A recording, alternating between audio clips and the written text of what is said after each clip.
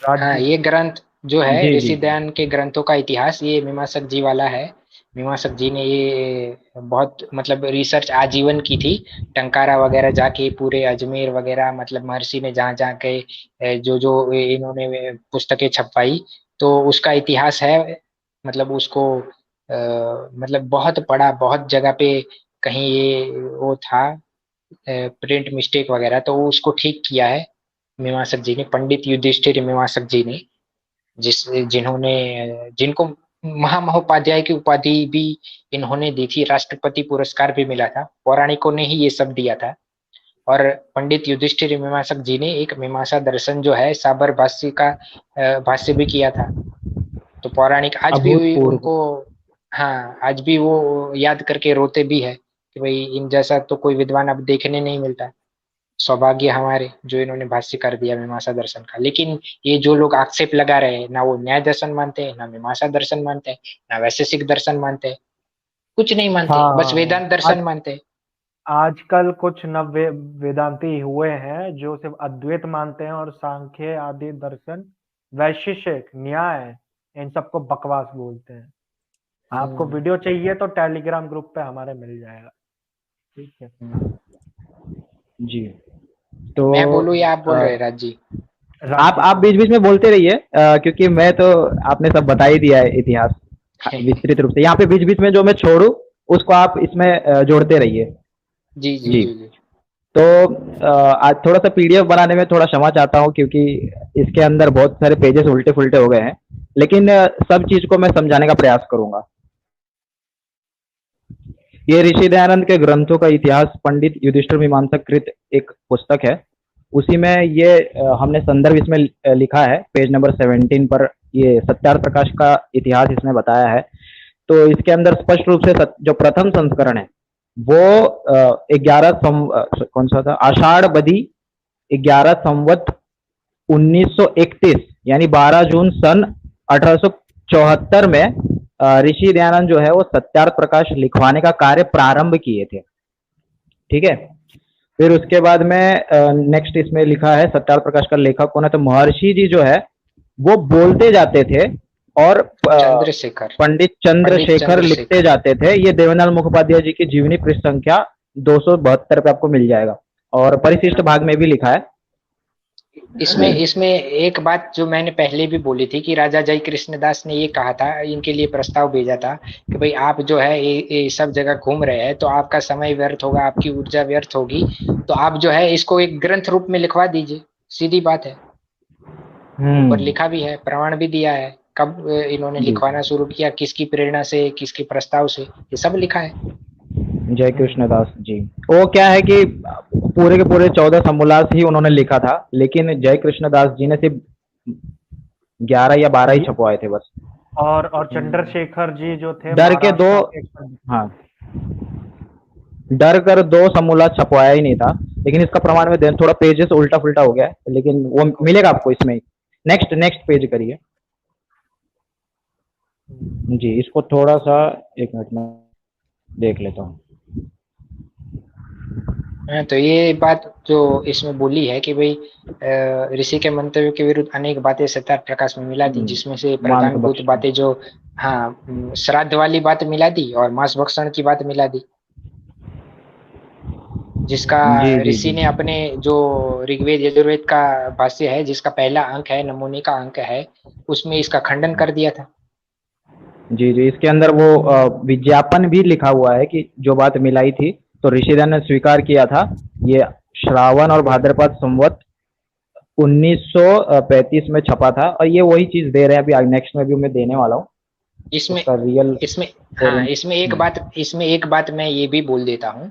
पौराणिक लोग जी। यहीं तक नहीं रुकते हैं, पौराणिक लोगों की मतलब, पौराणिक तो नहीं कहना चाहता, ये हरामखोर लोगों की एक ऐसी आदत रही है अरे, ना कि जहां पे इनका जाने काम दीजिए नहीं जाने दीजिए। बनता, जहां पे इनका काम नहीं बनता तो ये लोग क्या करते हैं। एक कालूराम करके एक व्यक्ति है, पंडित कालूराम शास्त्री उसका नाम था।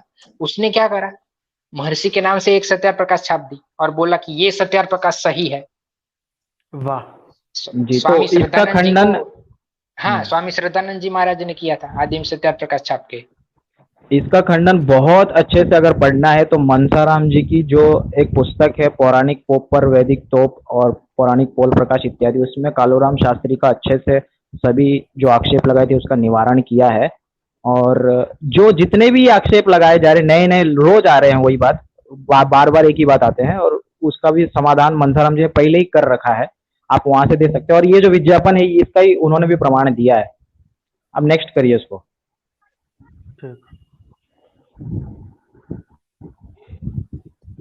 जी, तो ये है, ये बस उसी का मतलब थोड़े थोड़े कुछ प्रमाण है।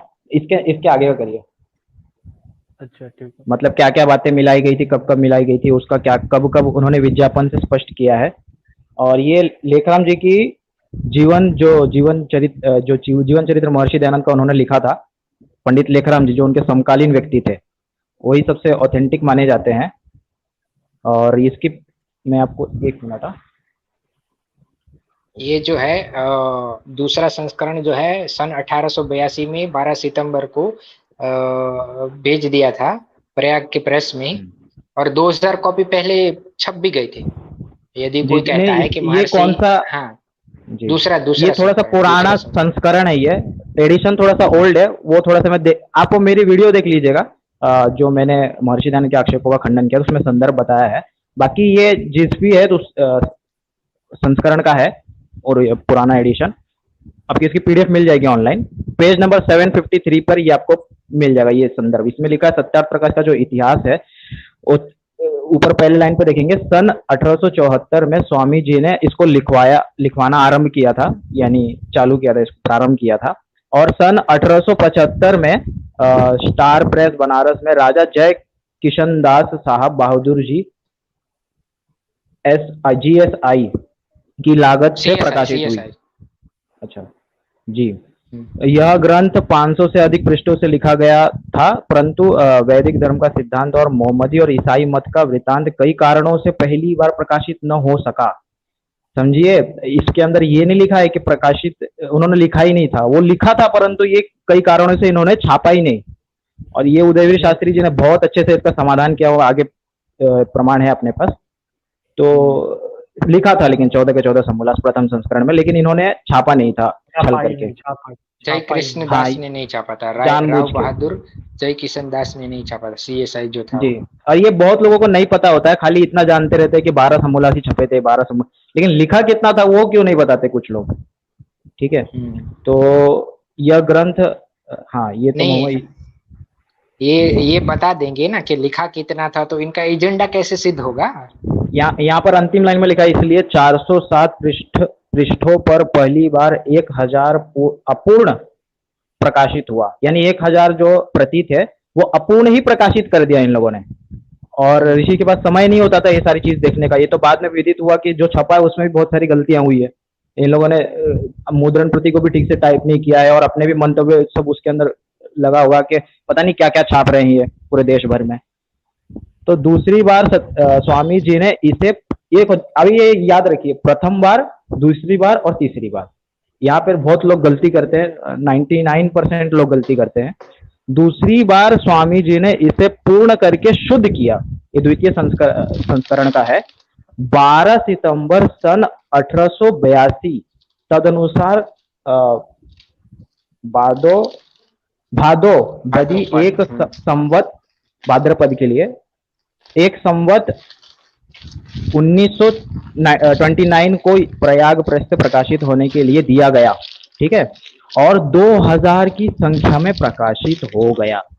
जो लोग ये कहते हैं कि ऋषि दयानंद के जीवन काल में द्वितीय संस्करण नहीं छपा था, ये झूठ है। सबसे बड़ी बात, ये उनके सबसे मोस्ट ऑथेंटिक जीवन चरित्र में लिखा हुआ है कि 1882 में जब ऋषि जब जीवित थे उसी टाइम पर ये 2000 प्रति छप चुका था, 2000 प्रति पूरे 14 समोल्लास के साथ में।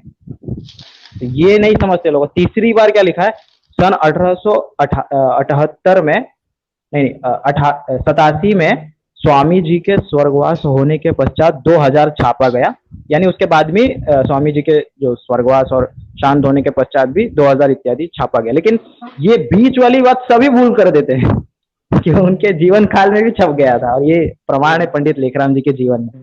दिखाना नहीं चाहते ये लोग जानबूझ के। अभी तो दिया है ना, वीडियो बना करके भी दिखा दिया है, और दूसरी बार भी यहाँ पर बता दिया। अब ये नेक्स्ट करिए स्लाइड। अब इनका एजेंडा एक्सपोज हो हाँ जी, तो ये हो चुका। ये जाहिल है, नवबौद्ध है, इसने भी ये सवाल पूछा था हमसे, और वही उपेंद्र बागी के पुस्तक से जो पुराना चल रहा है इनको आक्षेप जो है, वही इसने भी तो हम पर लगाया था। रसूल का भक्त है, रसूल का भक्त। तो इसने भी हम पर वही, मतलब पुराना वाला जो कालूराम लगाया, फिर उसके बाद में उपेंद्र बागी लगाया, फिर ये भी वही चला रहा है। मतलब इसका समाधान कब का हो चुका है, श्रद्धानंद जी ने ही कर दिया था पहले, युधिष्ठिर मानसिक ने भी कर दिया है, सबने किया है। आप ये जो प्रमाण जो बगल में ये आप दे रहे हैं कि ये दिखा रहा था? अरे नहीं, ये मैं दे रहा हूँ, इसको साइड में लगाया हुआ है। वही तो मैं स्क्रीनशॉट ले लिया था। पढ़ने लगा, ये तो जाहिल ये मूर्ख है एक नंबर का। तो इसके ऊपर मतलब सवाल है, पोप जी करके लिखा है, ये कालूराम का सवाल था। तो ये तो शक्ल से ही लग रहा है अंगूठा छाप। शक्ल ही अंगूठे जैसी है। सुनिए, तो तोप जी क्या लिख रहे हैं, ये जो सवाल आक्षेप किया गया था, तो इस पर लिख रहे हैं, मंसाराम जी अपने आप को तोप कहते थे।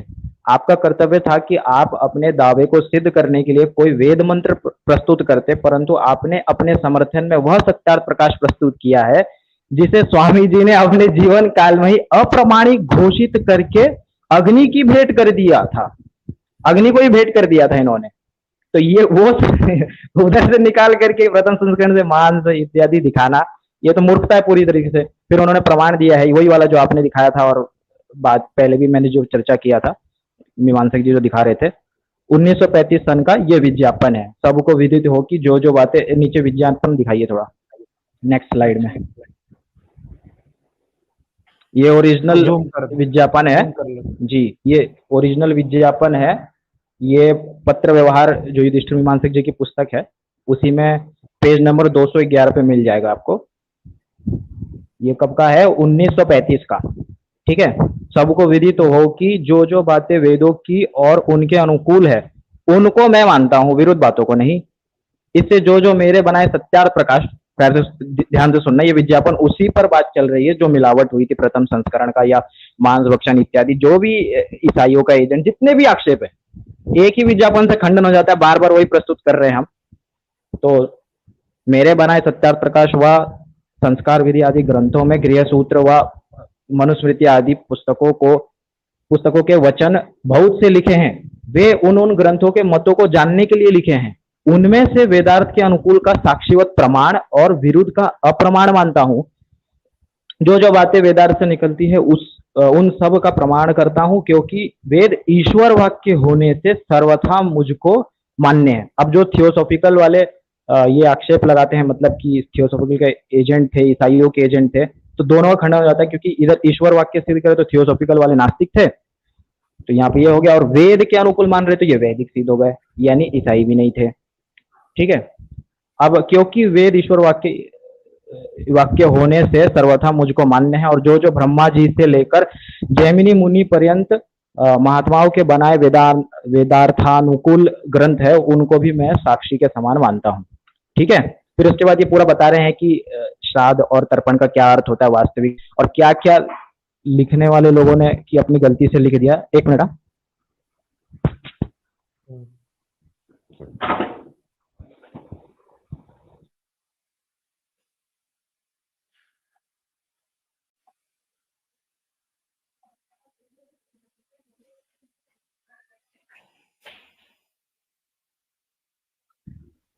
जी जी जी, तो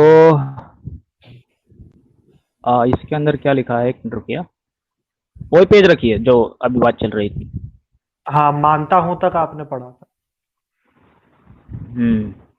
हाँ, उनकी तो ये जो 15th पॉइंट लिखा है राइट हैंड साइड में, आप ये पढ़ सकते हैं। जो सेल्स पैडिंग, मतलब ये जो पेजेस का डिवीजन है, उस 15th के उस लाइन के नीचे से पढ़िए। ठीक है, तो इत्यादि तर्पण और श्राद्ध के विषय में जो कुछ छापा गया है, जो गलत बातें छप गई थी, सो लिखने और शोधने वालों की भूल से छप गया है। लिखने और शोधने वालों की भूल से।